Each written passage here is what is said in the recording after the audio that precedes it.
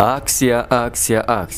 Эми бизде мурдагыдан да арзан. Атайын билет баасын болуп көрбөгөндөй эң арзан жана ыңгайлуу кылып койду. 10 мартка билет баасы $1200 жана эң сооптуу айлардын бири. Алайда ким умра кылса пайгамбар саллаллаху алейхи вассалам менен ажылык кылганын сообу берилген Рамазан айында умра сапарына экинчи ирет жолго чыгабыз. Мындан сырткары сизге ихрам кийими, умра боюнча китептер, сумка, жилет, аялдарга жоолук, замзам суусу бекерге берилет жана эми документке деп жүгүрбөйсүз. Баарын өзүбүз бүтүрүп, буйруса сиз көрбөгөн тарыхый жерлердин баарын зыярат кылып келебиз. Сиздер жетектеген илимдүү Дамла Санжар Тыныбек уулу. Байланыш үчүн номер 0773 691 877.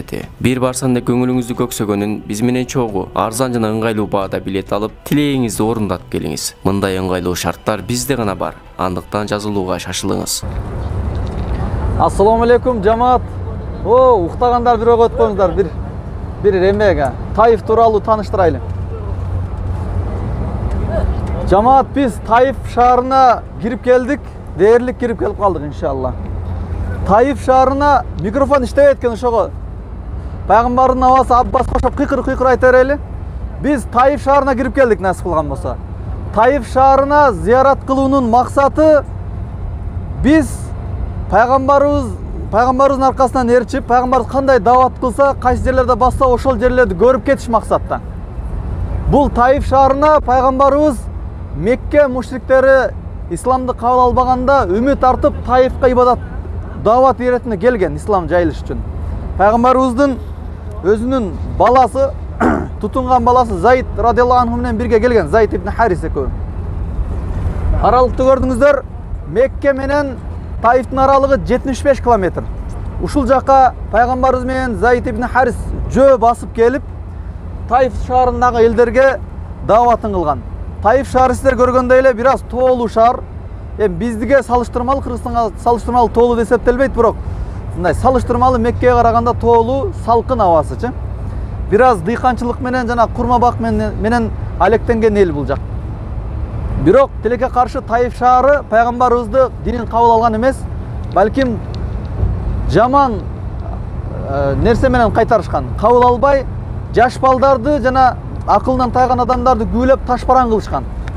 Бирок пайгамбарыбыз каргыш кылган эмес, балким дуа кылган, ушул элден Аллахтын динин тааныган элдер чыксын деп дуа кылган. Ушул элден чыккан азыр. Эң илимдүү эл ушул жерде турат, динди кабыл алган. Жебрейил периште келип айткан: "Байнал акшабайн" деп эки тоону бириктирип ушул жерге Аллахтын балесин түшүрүп коюуга Аллах Таала мүмкүнчүлүк берди дегенде пайгамбарыбыз дуа кылган эмес. Бул жер кийин исламга кирген Халид ибн Валидтин доорунда. Азыр биз бара турган жерибиз 4 түрдүү жерге токтойбуз. Биринчи жери ушул пайгамбардын абасы Аббастын мечити. Аббас радиаллаху анху курган мечитке токтоп, ошол жерди зыярат кылабыз. Андан кийин экинчиси ошол Таиф менен мусулмандар согушканда ислам кабыл алыштан мурун булар кылычтын күчүндө кабыл алынган эл болгон. Шахид болгон сахабалардын кабырлары бар, ошол жерге бир сыра зыярат кылып өтөбүз. Пайгамбарыбыз дагы зыярат кылып турган. Андан нары үчүнчү токтой турган жерибиз бул жердеги жашоочулардын жашоо тиричилигин көрүп, курма бактарынан бир сыра токтоп өтөбүз. Андан нары Умар радиаллаху анху салган мечиттин көрөбүз иншалла. Ар бир жерде токтогондо өз жерине токтоп өтөбүз. Негизги айтып өтө турган жер пайгамбарыбыз ушул жерде баскан, ошол баскан изинен басып жеринде зыярат кылабыз. Ниетти иншалла турласак ушул убакта дагы ибадат кылып кете беребиз. Иншалла бул жерде башка ой келген жок. Болгону пайгамбарыбыздын изин басып өтөйлү. Пайгамбарыбыз кантип кызмат кылган, кандай даваттар кылган, ордорунда көргөнгө аракет кылабыз иншалла. Анан суроолор болгон болсо, суроолорду бере бересиздер.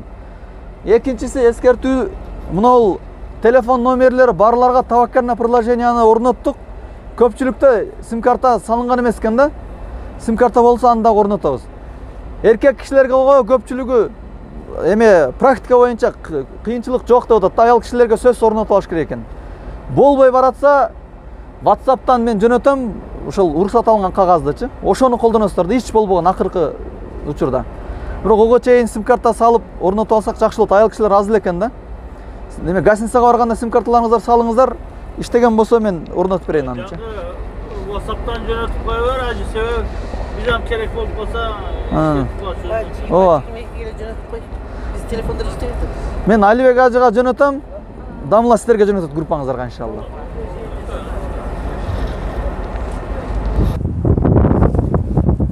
Bismillahirrahmanirrahim. Eğer buyursa biz hazır Peygamberimiz sallallahu aleyhi ve sellem'den avasının kurgan meçitine geldik. Selamun aleyküm.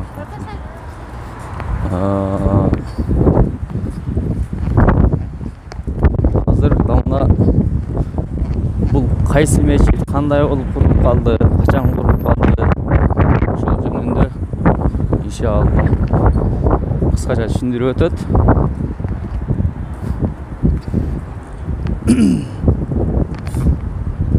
Andan beri bu жаңыланганбы, жаңыланган эмеспи?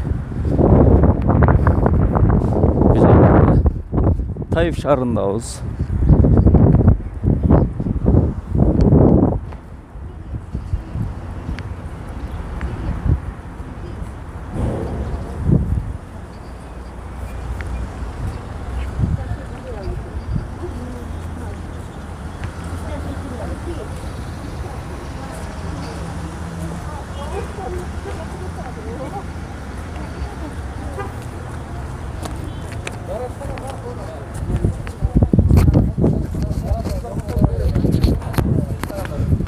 Ama kısaca ne olup koyuyorsun?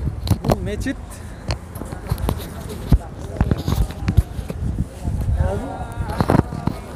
Assalamu alaikum tuğanlar.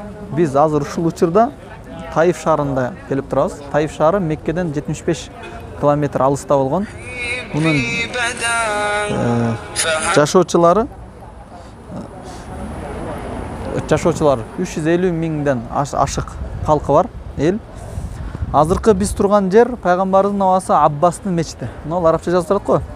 Абдулла ибн Аббас деп жазылып турат. Мактабат Абдулла ибн Аббас. Ушул Аббастын баласы Абдулланын китепканасы дейт. Бул мечит өзү Аббастын атын курган мечит. Анан ажекелерибизди азыр алып келдик. Бир сыра зыярат кылып, себеби биз ибадатка аралаштырып бир аз зыяраттарды кошуп, кызыктуураак дагы ибадатты кызыктуураак кылайлы деген ниетте алып келдик. Азыр ажекелерибиз дарат алам дегендер дарат алышты, калгандары мечитке кирип, эки рекеттен намаз окуп, ушул тарыхый орунду бир көрүп кетейин деген орунда кирип чыгышты иншалла. Бул адамга жаңыланганбы? Андан бери Бул жаңыланган. Бул жанагы биз кече биз көргөн Акыба мечит сыяктуу мурунку тарыхый оюнда калып, ремонт болбой калган мечит эмес. Бул ремонттолунган жасалган. Мечиттин орду ушул ушул эмеден бери Аббастын убагынан бери келатат да. Билесиздер, Аббас радиаллаху анху пайгамбарыбыздан кийин өткөн. Ушул жерде бир точканы айта кетиш керек. Умар радиаллаху анху айткан. Биз пайгамбарыбыздын доорунда пайгамбарыбыздан тавассул кылат элек. Тагы айтканда пайгамбарыбызга дуа кылып кой, жамгыр берип сура деп дуа кылат элек. Пайгамбарыбыз өтүп кетти. Эми биз пайгамбардын абасынан суранабыз, дуа кылып кой депчи. Пайгамбардын абасы аксакал болгон да. Анын пайгамбардын абасы дуа кылган, аксакал болуп, Аллах Таала жерге мол көпчүлүк берсин, жамгыр берсин депчи. Аббас ибн Абдул-Мутталиб эмес да? Аббас ибн Абдул-Мутталиб да. Бул жага Абдулла ибн Аббас деп. Анын китепканасы алчы. Аббастын баласынын китепканасы. Мечит Аббастыкы. Аббас ибн Абдул-Мутталибтин мечити. Мечити. Китепканасы Аббастын баласы Абдулла китепканасы. Анан жанагы жерде айта турган нерсе, өлгөн адамдан ортомчу кылынбайт шариятта. Бирок тирүү адамдан ортомчу деп айта алган болбойт, бул тавассул деп коет. Палан дуа кылып койчу деп бизде аксакалдар бар, аксакал дуа кылып коюңуз депчи. Ошентип дуа кылса туура болот. Пайгамбарыбыздын убагында Умар радиаллаху анху дагы ошенткен да, Аббастын тирүү кезинде дуа кылып кой деген дуа кылса болот. Сиз эле алымдардан бизге пата кылып кой деп эме кылабыз. Ошол туурураак болот. Бирок өлүп кеткен адам болсо, паланча адамдын рухуна Аллахым кабыл кыл дегесе бой калат андачы. Ал уже шариатка тыюу салынган нерсе болуп калат да. Мынакей мусулман бир туугандар, бул китепкана Абдулла ибн Аббастын китепканасы экен. Ошол киши курдурган китепкана экен. Наркы мечит Абдулла ибн Аббастын атасы Аббас ибн Абдул-Мутталибтин мечити экен. Ошондо пайгамбарыбыз саллаллаху алейхи ва салламдын абасынын мечити болуп калат ошондо. Абасы деген сөз атасынын бир тууганы,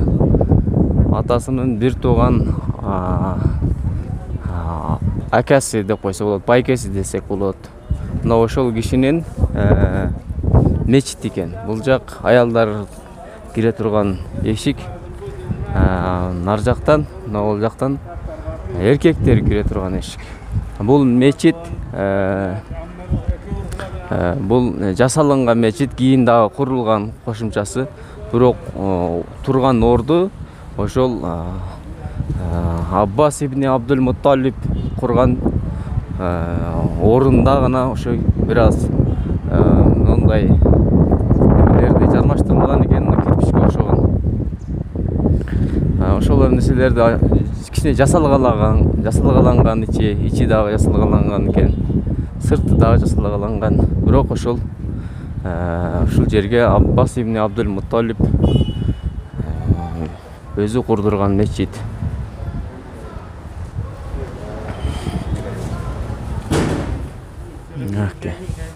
Машалла.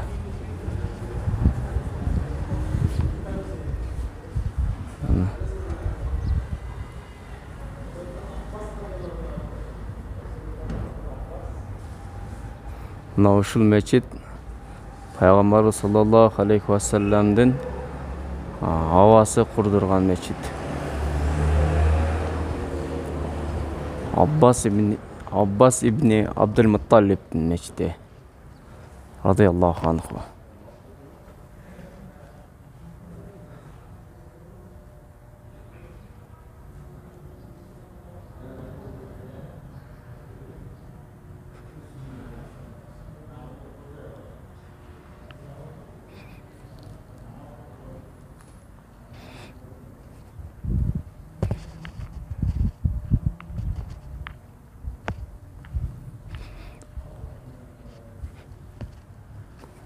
Мына столдор атайын ошо бел ооругандар үчүн, сажда кыла албай тургандар үчүн орнотулган экен.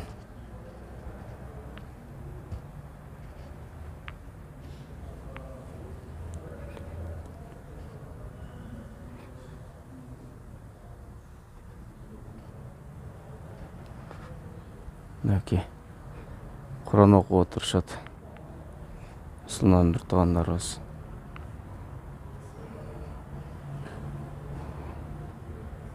Катар отуруп алып Куран окуп отурушат. Машалла. Намаз убактылары аракта. Имамдын минбары турецкий стилде курулган экен.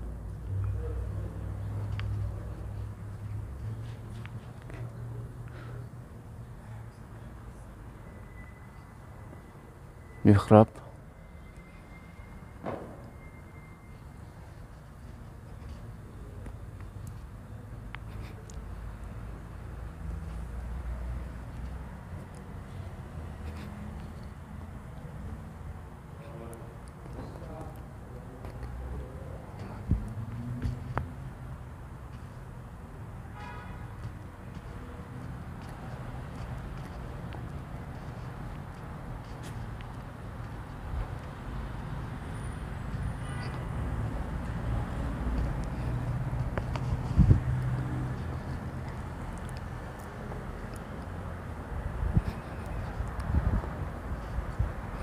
Бул жактан чыгып кетсе дагы болот экен.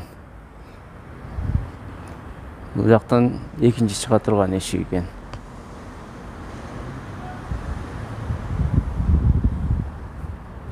Биз нарактан келгенбиз, эми нарак менен чыгабыз иншалла. Мына караңыздар, сонун кылып курган. Ар бир турулган эмелер, устундары, башкалары, дуалдары ордунда турат. Стандарт кылып курушкан экен.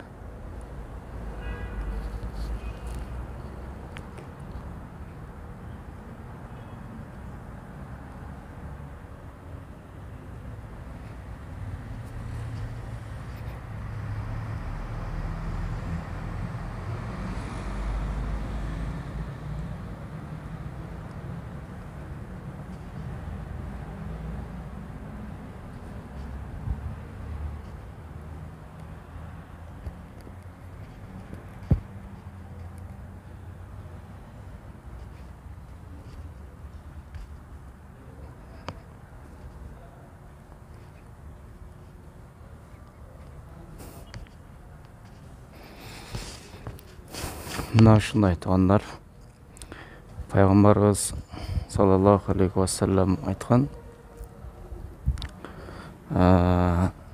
адамга акырет күнүндө 3 нерсе гана сооп амалдары жетип турат деген. Анын биринчиси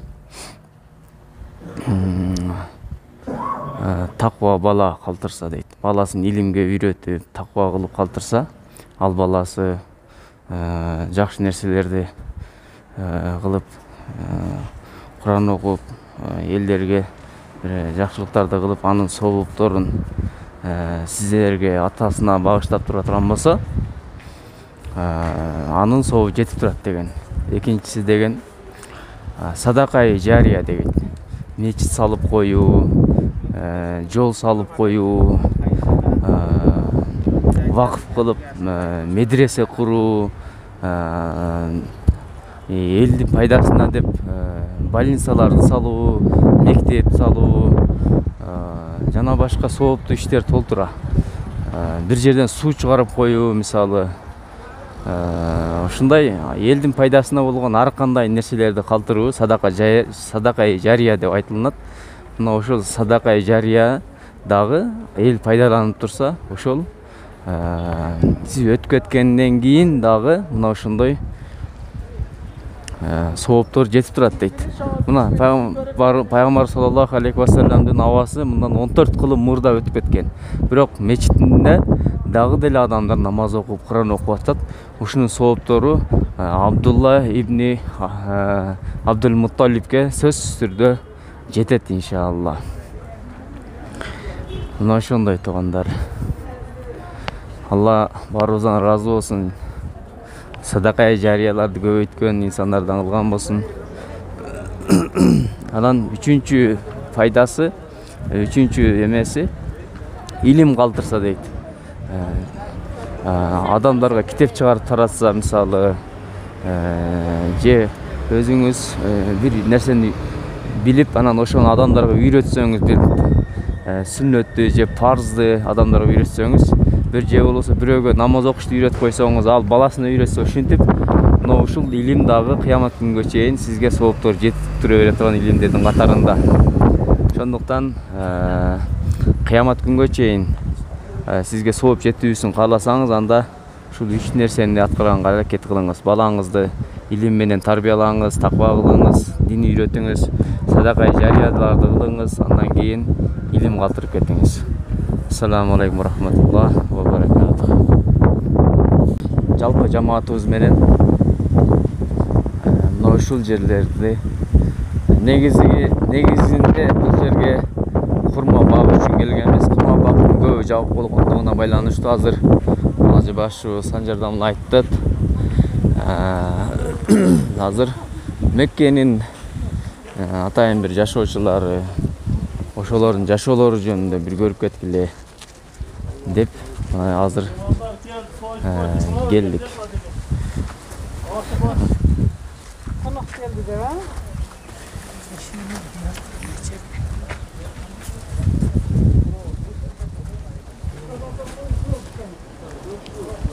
Болгондо элдер шприцти өртөп.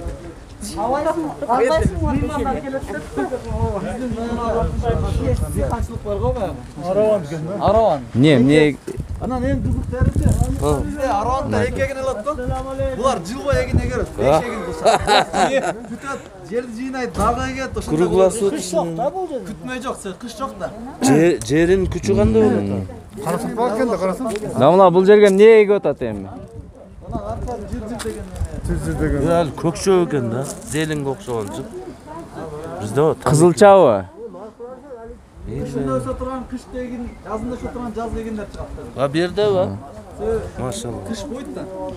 Картошка. О, наркы даяр болуп калганбы дейм да сен. Картошка кетти. Жайында ошо ысыкка чыдамдуураак. О, сен тартып бериң да болсун. Азыр бересетти январда эгип болду. Ламбач жеп, мына жебич бир неме экен? Жердин эккен да мынау. Өсүмдүк бар, жыр деп тамак кошо турган. Кошо турганбы экен? Ачык эмес. Любой тамагы. Ketmen жок экен, кетмен алып келип беришибиз керек экен. Ha? Yok, көрсөтүп койуп электе чыгап. Азыр не кылып атышат эми булар? Кетмеген жок, колум орок менен неме жумшартып атабы? Ana mömösü var ekan. Ben kamayacı. Tinikten alıp kartat koy. Ha? Tinik alıp böyle közü. Kurmanı alıp berbatat kurmanı. Anjir desеңиz. Anjir. No anjir экен туугандар, мында бул anjir экен. Anjir жаздын кышын деп эле мындай мөмө байлай берет экен.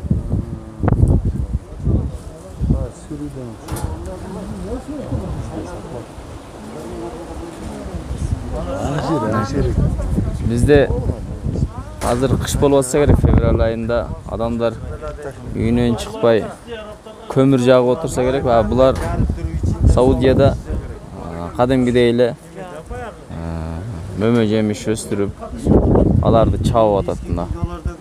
Буларда кыш болбогондугуна байланыштуу кышын жазын бирдей эле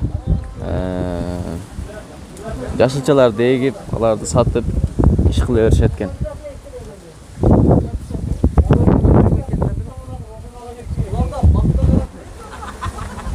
Нер кудук экен да. Жерде мотордон ушул жери кудук экен. Шунун ичинде суу сактайт окшойт.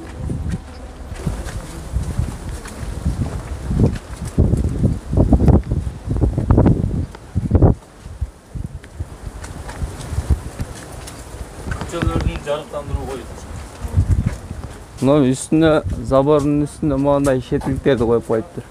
Мына. Мечиттин аты Имам Аттас дегендин мечити. Бул Таифтан исламга киргенден кийин курулган мечиттен. Азыр зыяратчы үчүн эле калтырган. Баа мен имамга келип ачып берип киргизейин десем, келгенде анча-мынча өлкөдөгүлөр сыйыны үйрөтөт дейт. Ошого жабып коюп атабыз депчи. Сыртынан тааныштырып коюп, бул өзү жөн эле зыярат кылып көрүп кетип атаган мечиттер 12 кылым нары болгон мечит турчу. Эски типте. Ошол доорда аябай красавчик мечит болгон да карасаңыз жасалгалар. Гүлдөн турат ал. 12 кылым мурда жасалган мечит. Ne деген мечиттерди да? Имам Аттас атындагы мечит. Az бул жерде окубайбы?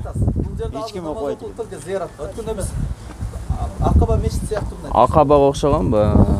Өздөрү баягы жителдер келип намаз окушат экен. Мында аш үйрбесин деп шетиликтерди коюп коюптур, а? Ачпай койду баягы. Түшүнүктүү. Судан ичсеңиздер болот, иче турабыз.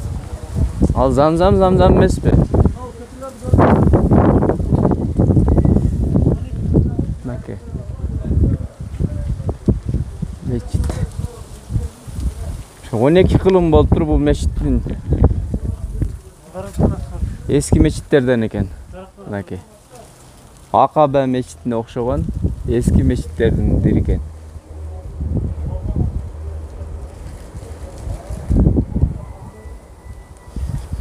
Eski meçitlerden biri.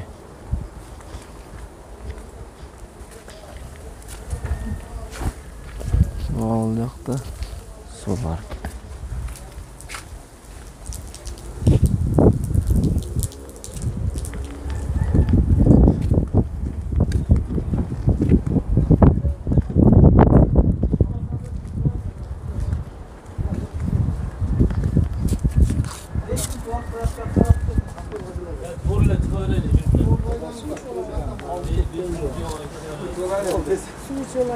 Kaytardık aşıklar.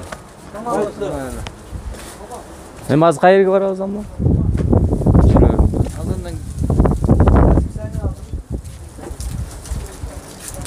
Assalamu alaikum warahmatullahi wabarakatuh. Урматтуу мусулман бир туугандар, мына биз азыр атайын умрачыларыбызга атап тамактарды алып келдик. Азыр Таиф шаарындабыз. Түштөн учуруна атайын тамак аш алып келдик да. Ушул жерде чогуу тамактанабыз деп буйруса, мынакей. Сонун жер.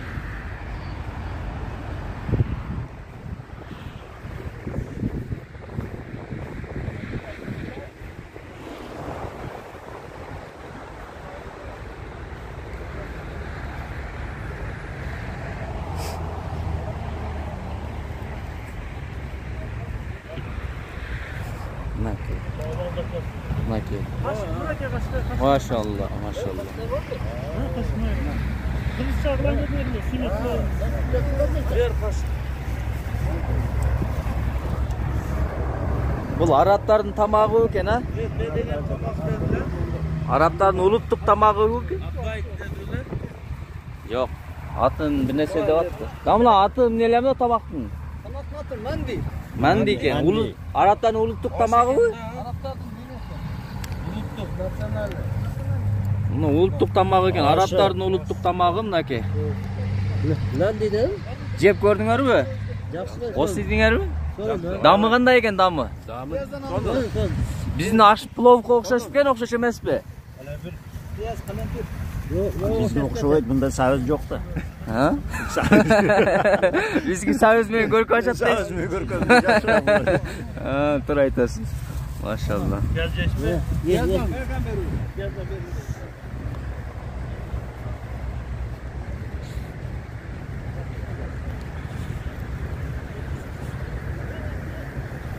Bakın maşallah. O tatlı tamam. O tamam.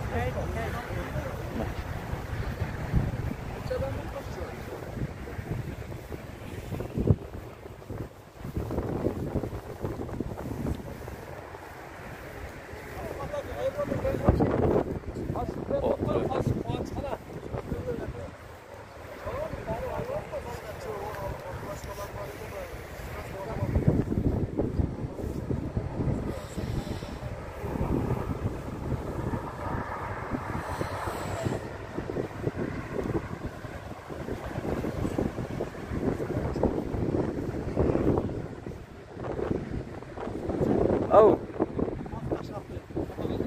Yok. Makine buyursa bizge de tamak yiyip kaldı.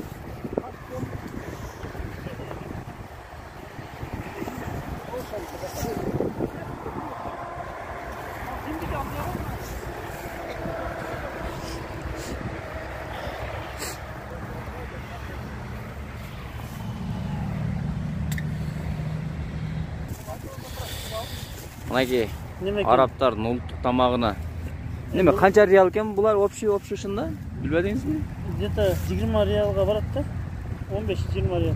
Ноғы бізде мейманханада 2 Намла бул общий мына канча мына бир адамдын тамагы? 20 реал бар. 20 реалбы? 17 реал, неме 16 реал, ана мынау 2 реал. Пепсисиби? Пепсиси. 19 бат, мынау 1 реал бар. 20 алды. На сіздікі бұл пачка.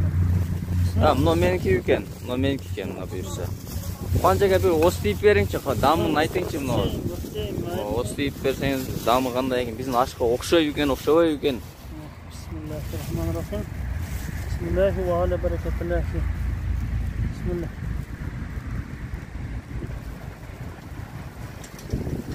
Ketchup teşvikler yok ya. Дамын айтың. Неме?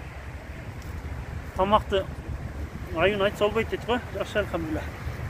Дамы кандай экен? Мына биздин ашка пловко окшош болчу. Майлы емес. Қашық бересің маған. Қашық, неме ошақ отырасыз ба? Ошақ отырды. Қашық мына жерде ашасың. Неме? Не, мындай майлы емес екен да, ошо бізде Майы жок, пловко окшош. майлы емес деп тұр. Келіңіздер, чай ішесіз. Дымдалған, суға дымдалған су немеде аштайды. Бул жакта салата дагы бар окшойт, а? Пияз. Пияз менен калемпир экен, а? Булар калемпирге өчө экен, а? Билбем, мен жетпей калады бир калем салам иштеп. Жөн негизи булар өз тамагына дайыма калемпир кошулат экен. Кетчуп, Бардыгына тамак кошулат экен. Майлым, кел, бисмилlah, алхамдулилlah. Бисмилlah, ана алдык, туугандар. Бисмиллахиррахманиррахим. Бардыңарга келип, ушул жерлерде зыярат кылып, саякат кылып кеттиш, бардыңарга насип эткен болсун. Ар бир адамдын умрасын Алла Таала өзү кабыл кылган болсун. Assalomu alaykum rahmatullohi va barakatuh.